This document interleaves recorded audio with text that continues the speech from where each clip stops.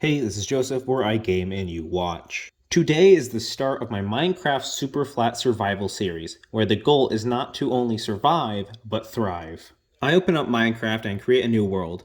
I was going to do a normal world, but decided I hated myself and do a flat world instead. Because of the way Minecraft Bedrock is, I can only make a super flat world in creative, then, in the world, change the game mode to survival. I won't cheat, I swear. I swear! I spawn, and as you see, there's just grass blocks and passive mobs. Super flat worlds are really boring. The bonus chest is really our saving grace, as it allows access to a bunch of good early game materials like saplings and potatoes.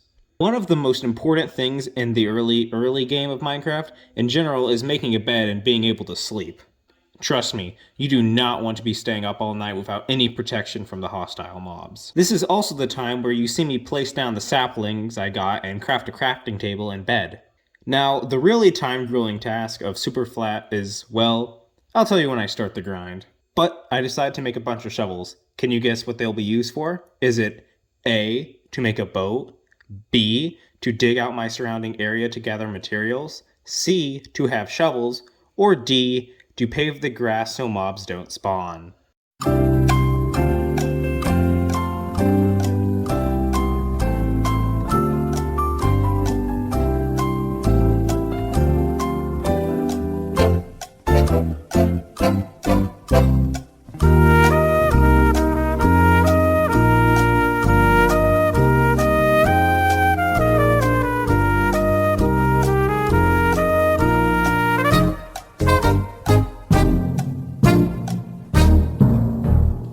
The correct answer is D, to pave the grass so mobs don't spawn. I do this so I won't have to deal with the hostile mobs like slimes during the daytime and nighttime. While I am paving, I mark out 00 with a crafting table, as it is important to know when a chunk ends and begins. A chunk is 16 by 16 blocks in the X and Z axis, and being able to mark out those chunks will be super helpful in the expansion later. My first tree grows, which will help me make even more shovels. The reason why I am making a bunch of shovels is so I can mob-proof my base. Mobs can't spawn on path blocks, so by making a big area where mobs can't spawn, will prevent me from dying a lot to dying a lot less. It is either this, digging down to bedrock, or placing slabs. This is the easier option. The only bad part about this is that the wooden tools only have a durability of 59, so when I use one 59 times, I have to replace it. But this is the easiest option, like I said earlier, so I push on. My first death is from a slime. It sucks, but it is what it is. Dying in Superflat is actually super helpful, as the only thing you lose is your levels, which does not matter because enchanting is late game. A plus to dying is actually that you gain your hunger and health back, which helps a lot. I soon pave a 32 by 32 block area from 00, and decide to go one further to 64 by 64. The process of making shovels, paving dirt, chopping trees, making shovels, repeats for a while. After the 64 by 60 floor block area, I again make it bigger to 96 by 96. Also keep in mind that every 59 blocks I have to use a different shovel. Now you may be thinking to yourself, Joseph, how will you go to the Nether and fight the Ender Dragon? And the answer is, well, I can't. There is no way to get to the Nether in Minecraft Superflat, and if you say, well, just find a ruined portal or blacksmith, well, it's because I can't. They don't spawn in Superflat worlds in Minecraft Bedrock. Here is a quote from the Minecraft Wiki. In the default Superflat world, the terrain consists of one layer of bedrock, 2 layers of dirt, and 1 layer of grass blocks. Because the entire world is in a plains biome, by default, in Java Edition, villages generate relatively frequently. Strongholds are also generated, while in Bedrock Edition, no feature or structure generate in flat worlds. So now you may be asking, well, what can you do? Well, to make progress and start actually having fun, you must kill zombies for iron to make a bucket and cauldron, collect water from rain to turn zombies into drown, and get copper from drown to make a lightning rod to turn pigs into zombie piglins, to get gold to turn apples into golden apples to cure a zombie villager. If you were listening, you would have noticed a flaw. You can't cure a zombie villager with just a golden apple. You also need a potion of weakness. To get potions of weakness, you must get a witch, and witches have a 25% chance of throwing a splash potion of weakness within a 3-block range of the player. We need the splash potion of weakness to hit a zombie villager, then give it a golden apple to cure it. Now, that sounds bad, but the only hard part would be getting the iron and gold.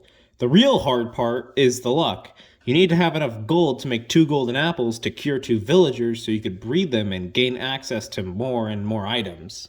Once you get villagers, the real fun begins. My first wandering trader shows up, and it would be helpful if I had emeralds, but I don't.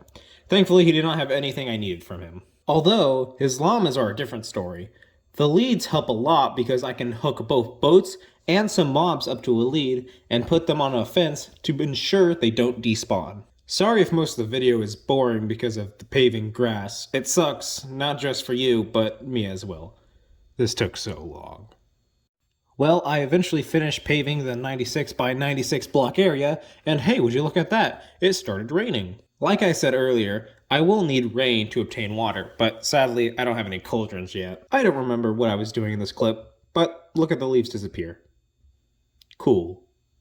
With how big the paved area is, if I stand in 0-0, no mobs will spawn at all. It is both cool and eerie at the same time. I then decide that it is the perfect time to make a fence around my area.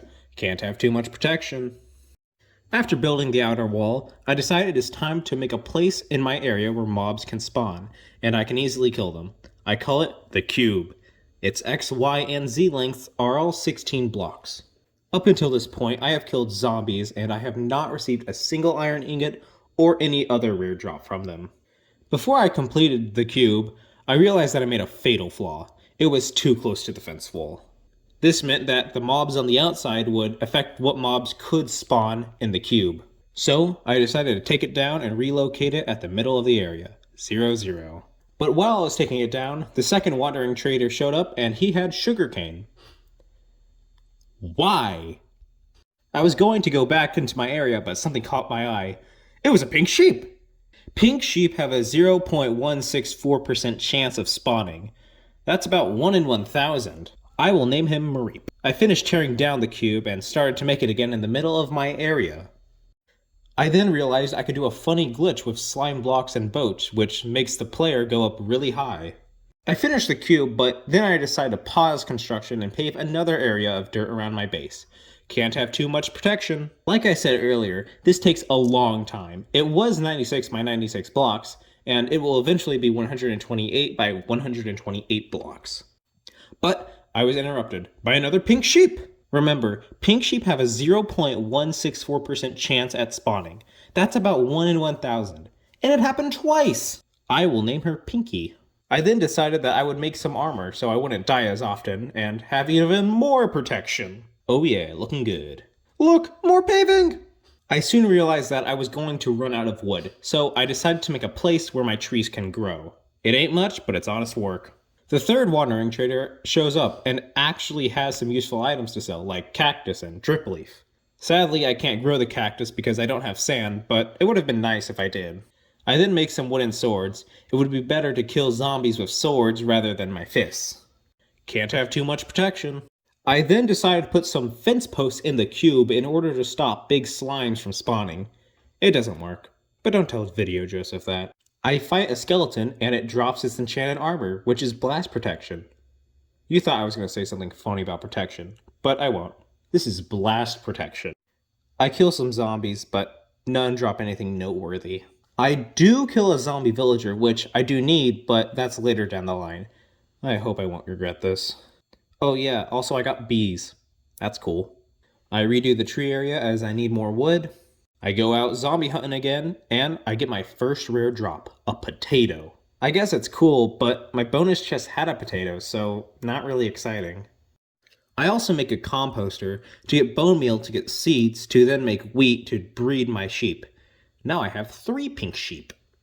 I then realized that for the cube to be efficient, I will have to make it super dark at all times. So I decided to put a giant square roof over it to do just that.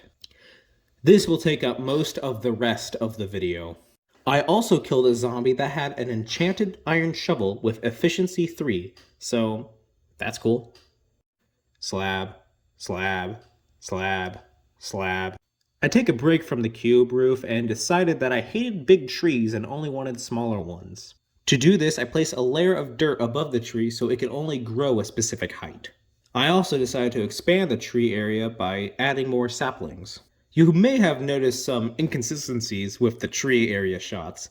That's because I worked on the tree area, then the cube's roof, then the tree area, so that's why.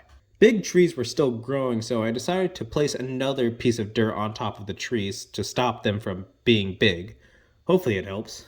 I then decided to make the dirt layer into path blocks so mobs don't spawn.